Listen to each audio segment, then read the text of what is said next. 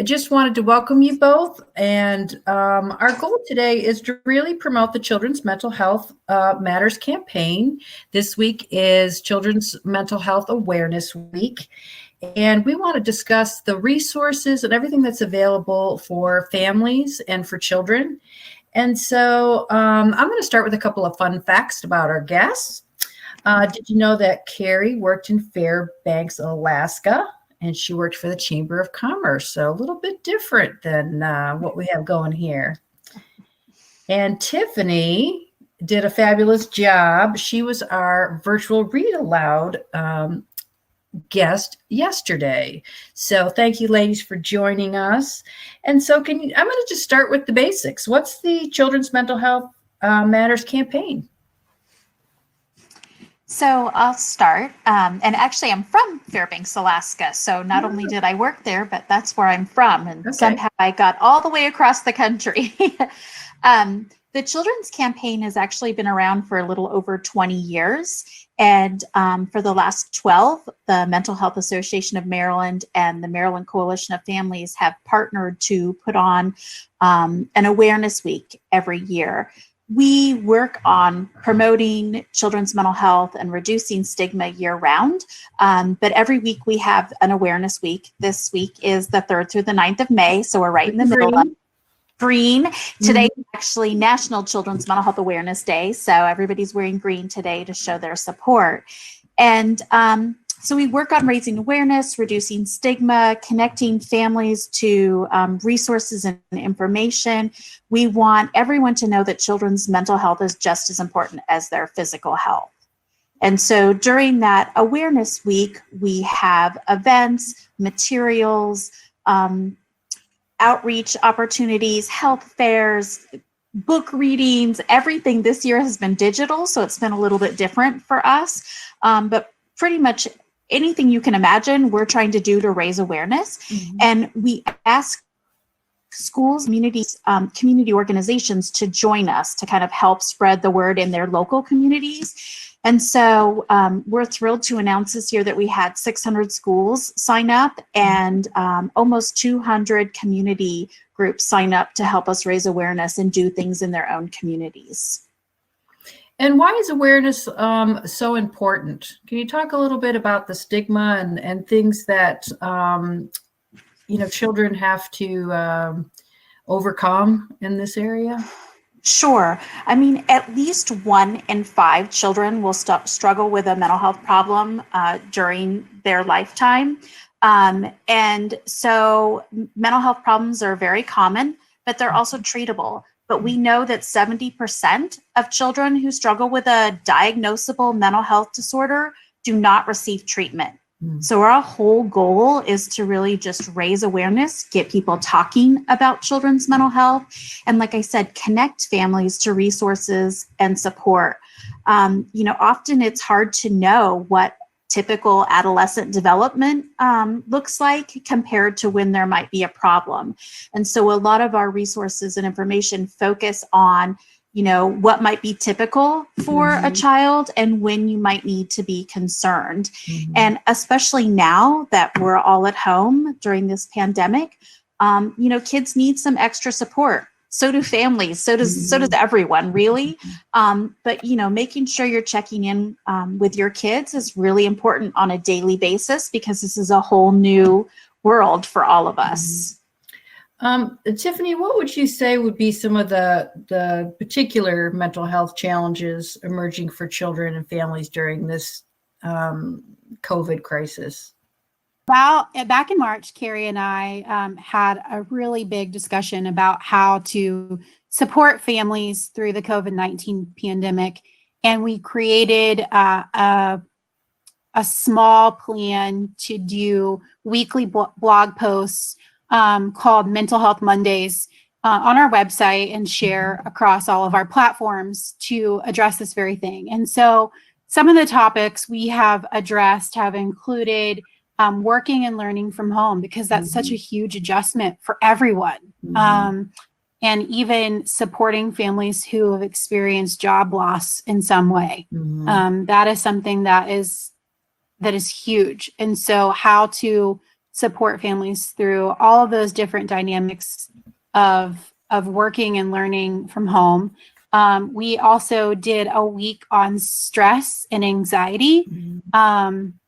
We did a week on grief. And that week had the most reach and most access on our website. And I think that just goes to show that's what folks are struggling with the most is this sense of loss and bargaining and anger that we all go through during this pandemic, and even when life is normal.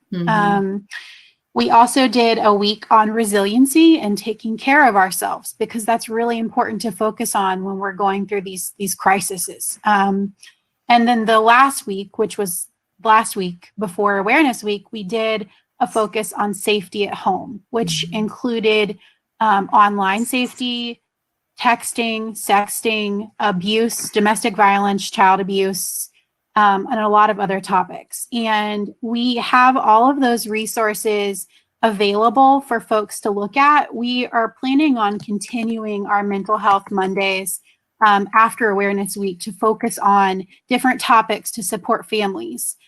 We have resources available for parents, for children, and for educators and providers on each of those weeks. I'm going to share the link to that page in the chat for folks to see. And we just encourage you to take a look. Even if it's not affecting you, you probably know somebody that could use the resources. And I think that that's really important to have these saved, so that when you know somebody who's struggling, you have somewhere to point them to and have these in your toolbox. Great. I think resilience is a word that keeps popping up in a lot of vocabularies right now. And I've always, people always say children are so resilient, but what are some of the ways that we can build resilience with our kids and ourselves during this time? And what are some of the outlets that might help for those emotions that are coming about? So some simple ways that you can build resilience are talking about your emotions and labeling them. That is extremely important. Making time for your relationships in your life, practicing gratitude, spending time outside and prioritizing exercise, taking care of your physical body, following a healthy diet and trying to get enough sleep, taking a break from media, whether that's the news or social media or TV or any type of media, and practicing relaxation and coping skills. Learning ways to relax and deal with those big emotions. And this is not just for children, but for adults too. We're all experiencing really big emotions right now, and having these tools in your toolbox really can help us help ourselves. But when we as adults practice these, we're modeling that for our children. And I think that is really important for them to see, so that as they grow, they know how to handle these big emotions and crises as they come along. I think that labeling emotions is really resonating with me because, for adults, people say, "How are you?" And we say, "We're fine." But, it's okay to say, I'm a little anxious, or I'm upset, or I'm mad, or I'm happy. And I think, if we get children into the practice of doing that, they're going to end up being healthier adults, right? Yep. Yeah, we have a coloring sheet that we take out with us when we do like health fairs. And it's very simple, but it's a little face and it says, "Today I feel." And the child can draw on their face and write how they feel. And they're very creative. It's not just fine. They can get very, very creative with describing how they feel. And I think that's good, because often parents want to jump in and tell them how they feel. Right. And so letting kids, I think, express that, parents seeing what they're writing, is a really great exercise. And also allowing them to feel that it's okay to have all of those feelings. Yes. And I think that's, when I was a teacher, that was okay. And it should be okay. It just seems like everything gets exacerbated because we have so many restrictions right now. So tell me a little bit about the role of play in building relationship or building resilience and just, mental health. Want me? Yeah. Either So one of you. I think that play is super important, especially, it's great for kids alone to go and play, but it also is really important to be able to play with others, whether that's a sibling or even a family pet or a parent, and using, little figurines or characters. You can even talk about emotions that way. Lego Batman is upset today or whatever it may be. But I think that helps foster, how your child may really be feeling. They can talk about how they feel through a character or, any kind of scene that they're setting up. Right now, we all know kids are probably on devices a lot more than they normally are and watching TV a lot more than they normally are. So I think taking the time as parents, families, caregivers to play with your kids each day is really important, whether that's, reading a story, building Legos, running outside, whatever it is, I think is really important. And it's just going to foster that connection that you really want to kind of build during this time. I think that, you can do that while you're just sitting down and playing with your child, checking in on them and asking them how they feel. And like Carrie said, that's really important to do right now, but it's important to do every day to check in with your child, no matter how old they are. And ask them how they're feeling. And they're going to answer it in an age appropriate way. They might say, I'm okay, or I'm fine, or, they might say that they're sad. And that's a really good opportunity to say, okay, well, why are you feeling sad? Can you tell me a little bit more about that? I have a 5-year-old son, and we'll sit down and play with Play-Doh or play with Legos. Legos are big at our house. We use a lot of these things in our house to talk about how he's feeling. We have a feelings chart that he can go up and point to tell me how he's feeling. If he's having a hard time expressing it, he can point to the facial expression, and it gives us a really good opportunity to have a conversation. And if he's not ready to, we'll come back to it later. And I think that's important too, is listening to your child. But being available for them is really important, and listening to them and listening and looking at their bodies and watching what their bodies are doing, because that's usually a sign too that there's something that could be concerning. There's lots of different signs that show that different emotions are going on. So play is really important. Another thing I think I'm personally struggling with, I'm sure a lot of kids are too, is the social isolation. They're used to going to school and being with their friends, and I'm sure you're all great parents, but mom and dad just aren't enough at times. And it's like, I want to play with my friends. And so are schools or groups doing kind of what we're doing and interacting with kids virtually, or is that an okay way for kids to see their playmates? Or So I can say, so I have 3 kids, 2 teenagers and a 6-year-old. And so all different kind of developmental stages. But I know my 6-year-old, so he's in kindergarten, and their class is now meeting every day. And we get on a little bit early every day. And that's when they all say hi to each other. They show toys on the screen, ask questions of each other. And that seems to be pretty helpful for my son. And then my oldest has been scheduling Zoom calls with her friends. So a few nights a week, they all get on Zoom, and they're busy planning where they're going to go for senior week next year. So they're sharing vacation rental homes plans.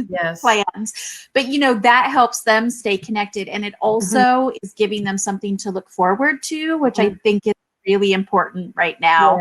That we have those things to look forward to down the road.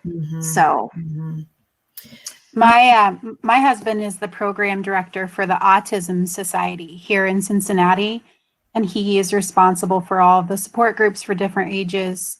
And the teenage support group every week on Friday gets online in this format, and they have game night. And I can hear them laughing from the other room. They're having so much fun just playing games, and those could be going on a scavenger hunt, getting up from your seat and running to go find something and coming back. Right. And just, Pictionary or charades or something, staying connected in those ways, in those positive ways, are important. And then also talking about how you're feeling, because those are real things that they need to have validated. So, another thing that's always concerning when people feel isolated or they feel alone or there's not that sense of belonging is experiencing thoughts of self-harm. And what kind of resources do you all provide for teenagers, adults, folks in general who might be feeling that way? And what are some tips on, how to help? So we have a lot of literature at the Mental Health Association. One of our kind of core missions is to produce literature. And so we have, fact sheets on self-harm and suicide, both for children, but also for adults and older adults. So that's all available on MHAMD.org's website and the Children's Campaign website. But we also, I want everybody to know that if, someone is thinking of harming themselves or others, you can call 211 and then press 1, and that will get you to a crisis line, and it directs by your jurisdiction. So if you're in Prince George's County, it would connect you to a local crisis center. And that always is an option. There also is a crisis team in Prince George's County. And so if someone is in real crisis, a team could potentially come out. And then there's the Prince George's County Behavioral Health, Local Behavioral Health Authority. And so they provide public behavioral health services, although they also are working remotely right now. But if you, of course, if you need to go to the emergency room, but those crisis teams and crisis numbers may be enough to help in a situation for sure. And I think, signs to look for would be those folks who are very isolated right now, or maybe have become even more isolated in their current situation.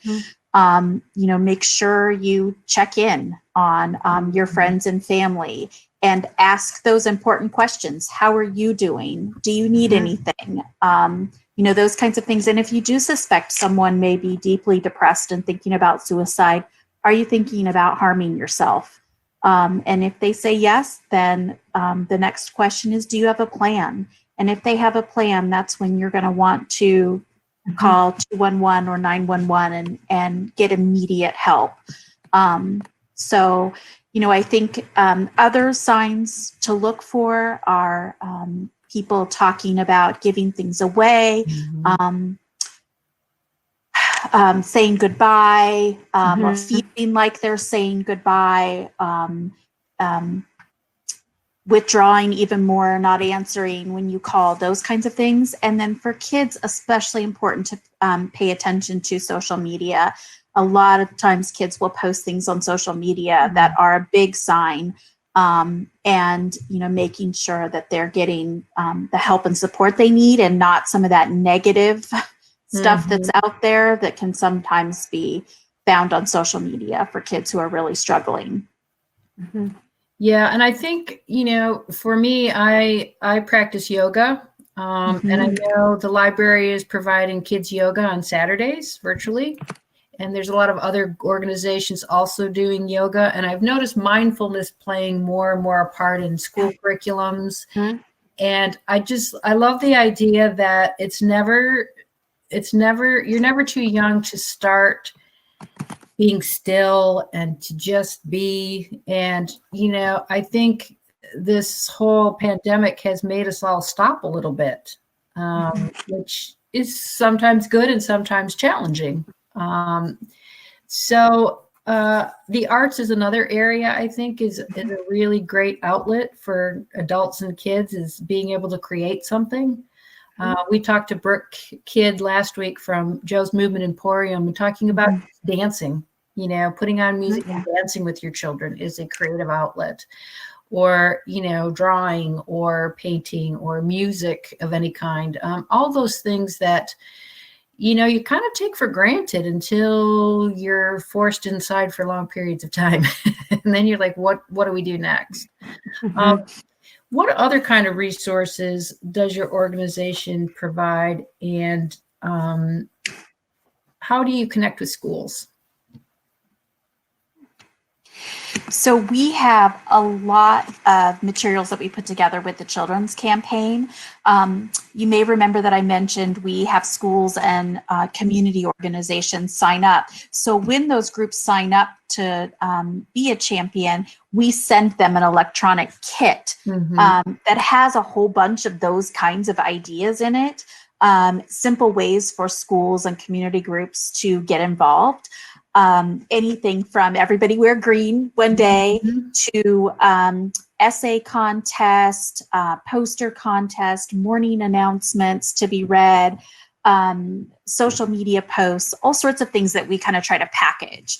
But this year things have been a little bit different because schools aren't, in a normal environment. And we also see schools and community groups get so creative with ways they want to participate.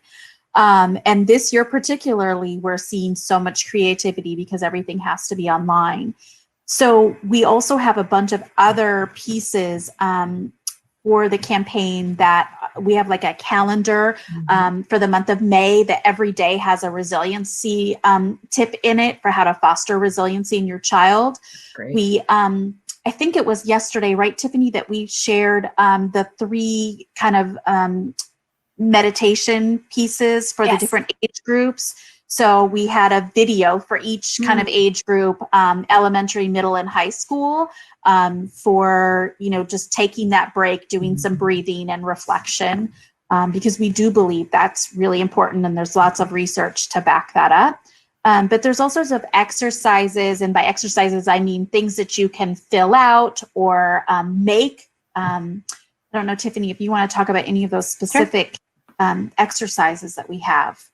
On our website, we have some suggestions for different age groups, from early childhood to teenagers, from middle school to high school, that really focus on this mindfulness and resiliency piece that we've been talking about. There is a sheet that is what we call breathing wands, where you can make a breathing wand to teach a child to do deep breathing. And it's just a fun object to make, talk about deep breathing, how it's important to do that to calm your body down. And it's something they get to keep and make, and it's creative, which also helps with resiliency and mindfulness. And then we have some other activities for older children to talk about. One that we created this year is a worksheet that helps them process their grief and sadness, just writing about it and labeling that emotion like we talked about earlier, and processing all those thoughts is really powerful. So kind of like a journaling opportunity. We have some other activities to watch the movie Inside Out, and it has some questions that you can answer and talk about. And that's something that you can do as a family. That movie is available on streaming online right now and is a great opportunity to talk about emotions. There are a few mindfulness activities that we have for middle schoolers and high schoolers as well. And then on social media, we're constantly sharing things that we find throughout the year to promote this as well. So great. And one of the things that, of course, is near and dear to our heart in the library is literature. And there are so many books out for children in all of those age groups, 0 to 18, that talk about emotions, that have characters, that have similar experiences that children can relate to. And I'd like to bring on Pam Hamlin. She is our early literacy and family specialist. And there she is. Hi, Pam. Hi, can you hear me? I can. All right. And I'd like Pam to talk a little bit about things that she does with your organization and others around books and how the library can help support Mental Health Association of Maryland year-round and not just on this special day. Well, I know typically in May, I usually send out your wonderful book list, the Children's Mental Health Matters book list, and encourage the library staff to make book displays and include some of the titles that we own that are on the list in our story times and other programming for kids. So that's always been something wonderful that you guys have have provided for us. I like to, when I train the librarians in story time, to include a lot of social and emotional wellness sort of tips and things I've learned. I was a former early childhood teacher, and about interacting with the parents, interacting with the kids, modeling things, pulling things out of books to help kids learn how to label their feelings. And, you know, how do you think this character feels? What's the face that you make when you're angry or scared, or so they can realize I'm feeling this way, and let's talk about an appropriate outlet or how we can do this.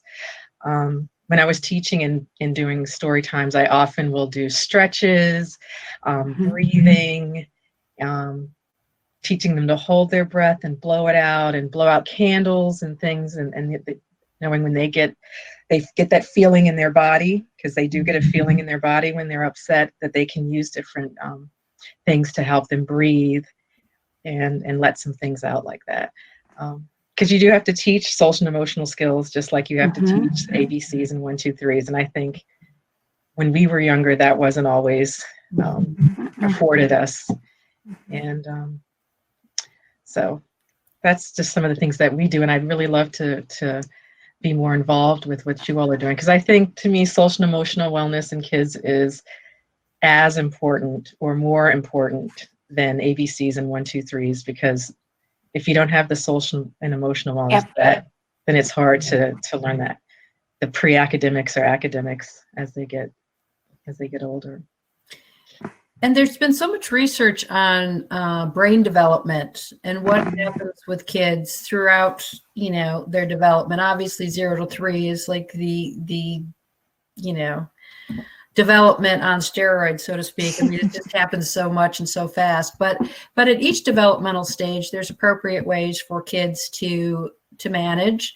But I think you're right, Pam. I think teaching kids is really important. How would you both suggest, or all three of you suggest, that parents help teach those kinds of things? Because, you know, most parents are probably more comfortable teaching the ABCs 1, 2, 3. But maybe they didn't grow up in a family that, my family didn't express emotions that were bad. It was always like, keep those inside. So what are some practices parents and caregivers can use to teach these things? I think as a parent, one of the things I try to do is be honest with my kids, of course, age appropriate, about how I'm feeling. Because we don't always feel fabulous all the time. And as we were saying earlier, that's okay. And I also think just labeling them, as Pam was just mentioning, you know, labeling those feelings is really important. And, you know, I think the more kids talk about these things, and I honestly believe that kids do talk about their feelings a lot more nowadays, or they talk about at least mental health a lot more nowadays than I ever did as a kid, that they're less likely to judge someone. I think if a friend shares, you know, that they're feeling down or sad, they may use different words than we do. And it's important to pay attention to that. But I do think they're definitely talking about it more.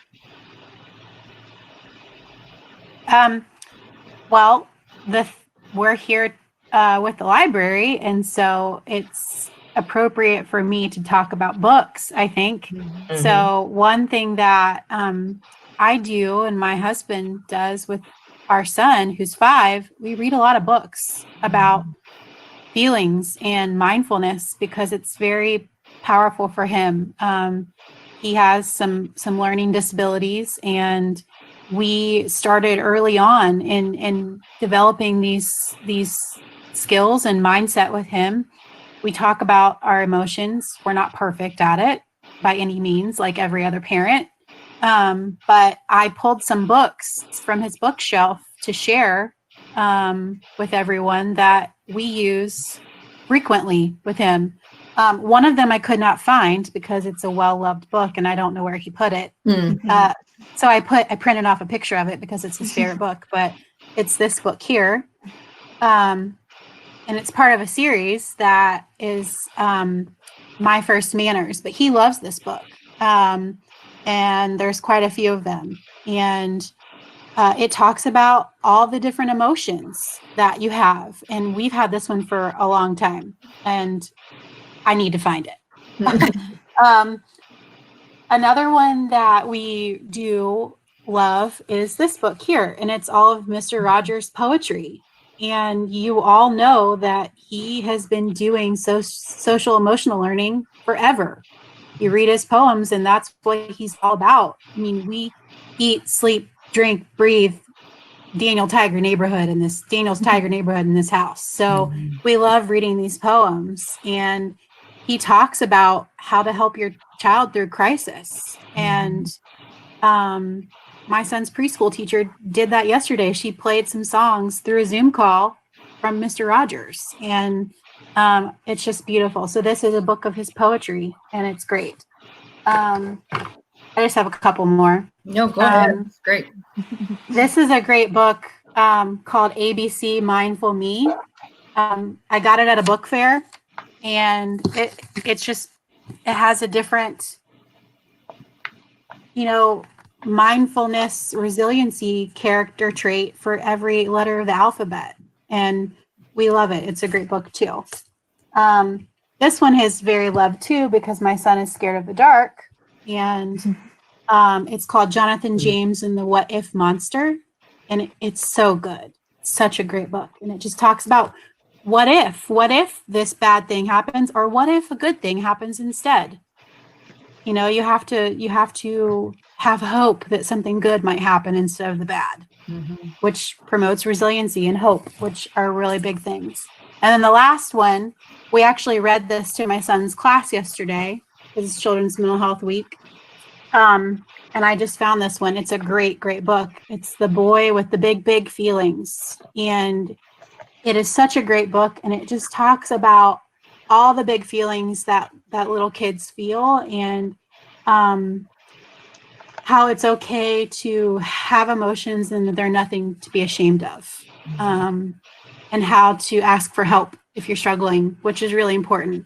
And that's something that we try to model for our son, is ask for help. That's really important. As adults, we need to model how to ask for help, and that you can't carry the load by yourself. And our kids need to learn that too. And I think that's always been the stigma with mental health, is that there's shame around not feeling good all the time, which,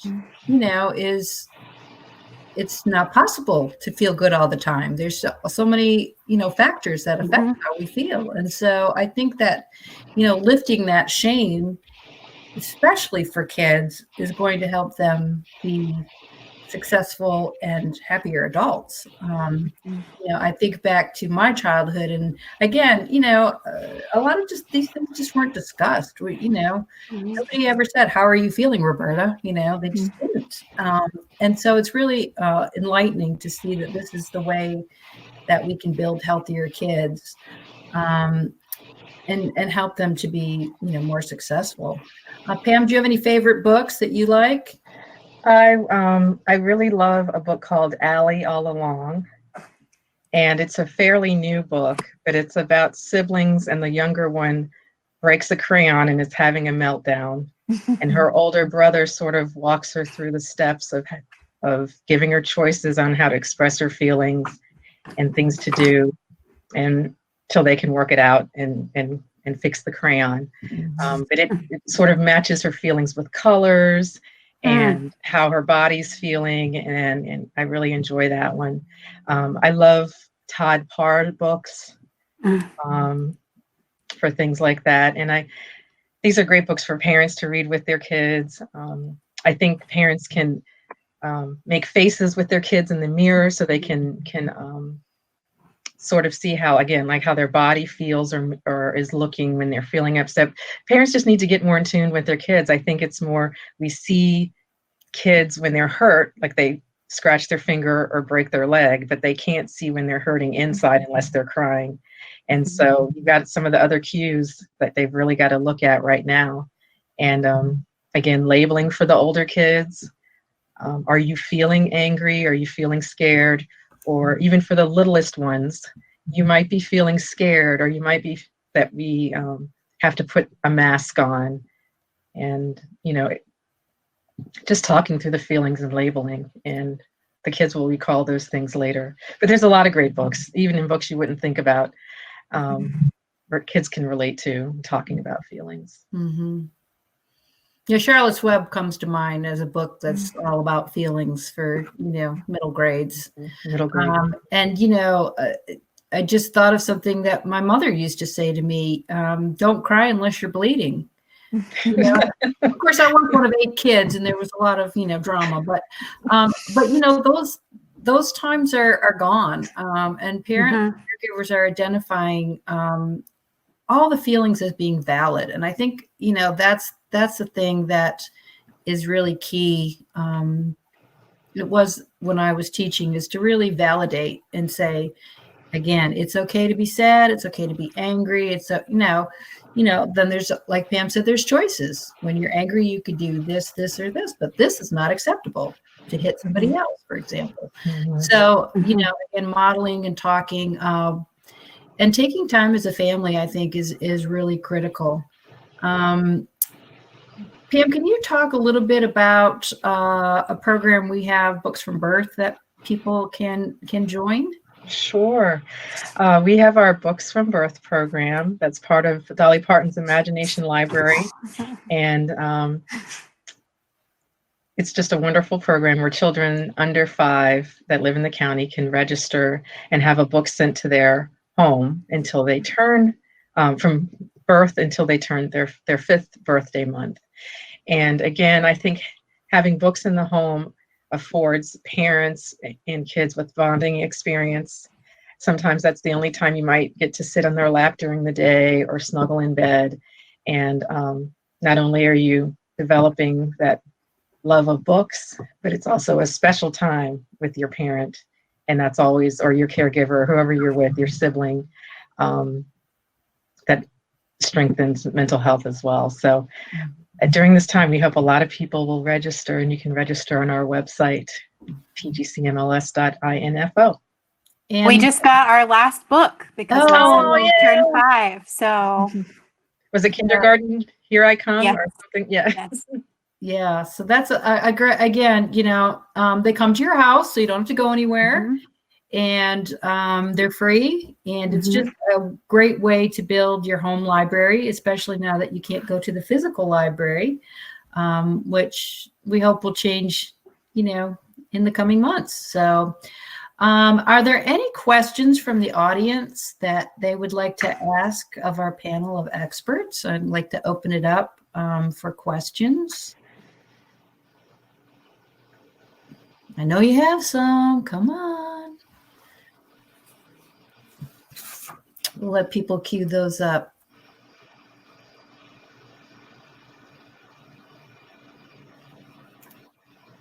I wanted to share, maybe while we're waiting, that we typically have a bookmark that we give out as part of our Children's Mental Health Matters campaign awareness items. And the last few years, we've had one with emojis on it, so kids could kind of know how they were feeling with an emoji. But this year, we were so excited because we had brand new bookmarks that were about brain health and kind of 5 tips, I think there were, to foster brain health, and then some facts about your brain. And so we have 2 different bookmarks, one for younger kids and one for middle and high school kids. And we will have those available next year, shiny and new, to go with any books that you set out at the library. We'll be happy to send you some. So Great. We would love to have them. Great. Yes.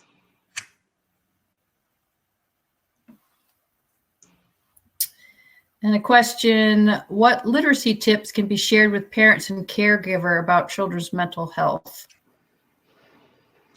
I guess when I was reading, like if I were reading a book like Allie All Along, I could talk to a parent about what do you say, make sure you talk with your child as they're going through their meltdown or whatever, so that you're validating, yes, I know you're upset. Let's see, what do you think we can do to fix this? Just letting parents know that crying is okay. And, you have to validate their feelings. It's not like you want to brush it aside and say, oh, it's just a crayon. Mm-hmm. But, I know you're upset because the crayon broke. Is there something we can do? Just a little, making sure that they're talking with their child, or if they are, under 2 and not speaking a lot, continuing to do this because you're modeling. Mm-hmm. Giving kids the words, I don't like that when it makes me feel, please do this, mm-hmm. so that they can say how they feel to other people, and you can talk like that to your child. That's great.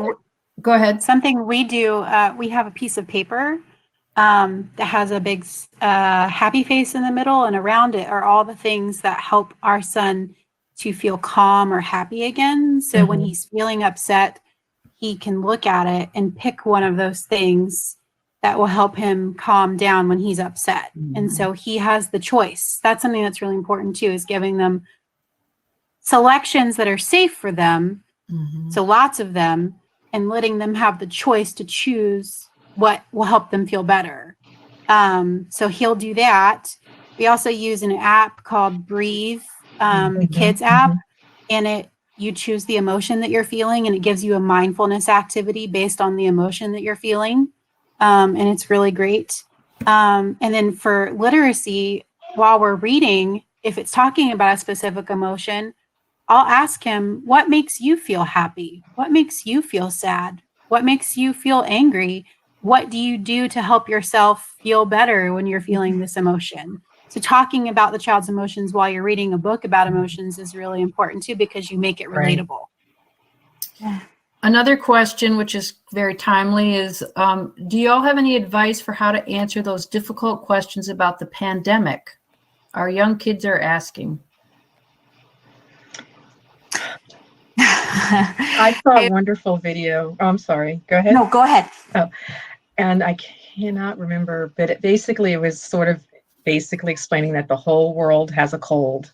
Mm-hmm. And right now we just have to be very careful. And that's why we can't see grandma right now, or we can't see our friends.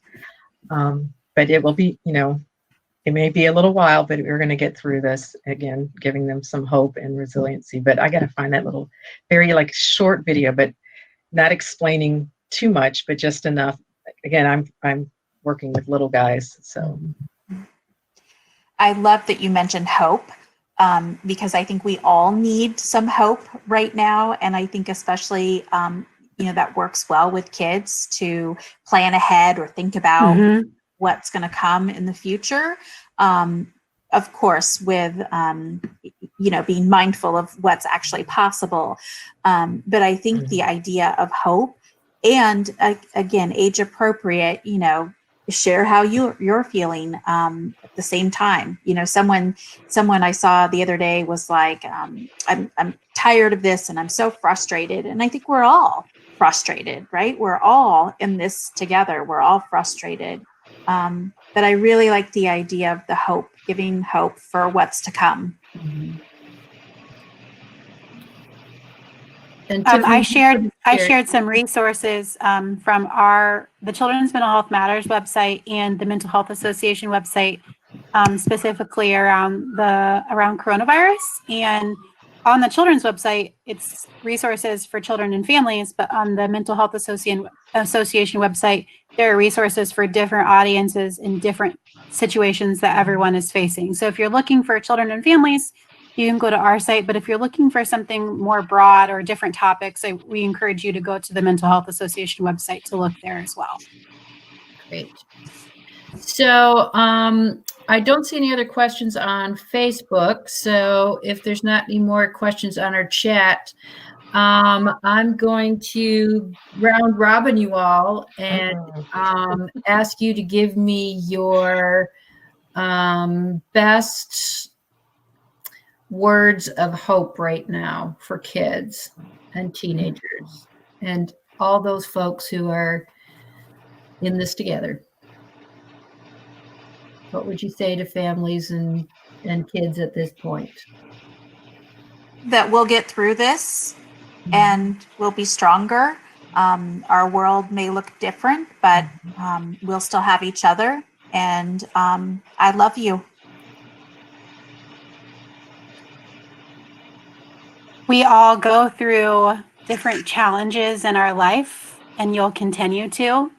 But as long as you hold on to those you love and tightly and focus on the good, we will all come through this stronger than ever before.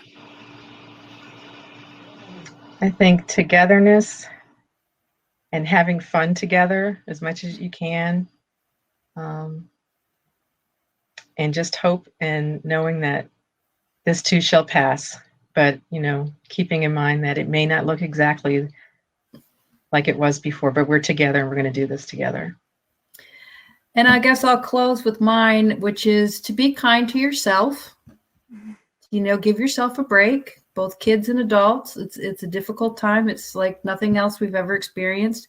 And be kind to each other, because it's really important at this time to show kindness and inclusion and belonging, and to let people know that you care. So I want to thank all of our guests. You've given us a lot of information, and please go to their website. I went just before this meeting and I was overwhelmed with all of the greatness and the plethora of information and activities and things to do with kids. So thank you so much for bringing this to our awareness in our county. I know we're all Prince George's proud, and we will continue our relationship and our partnership with you all, because children's health and safety and mental health is critical. And so we thank you all, and we thank everyone for joining us today. And we'll see you next week for another community conversation. Thanks, y'all. Thank you.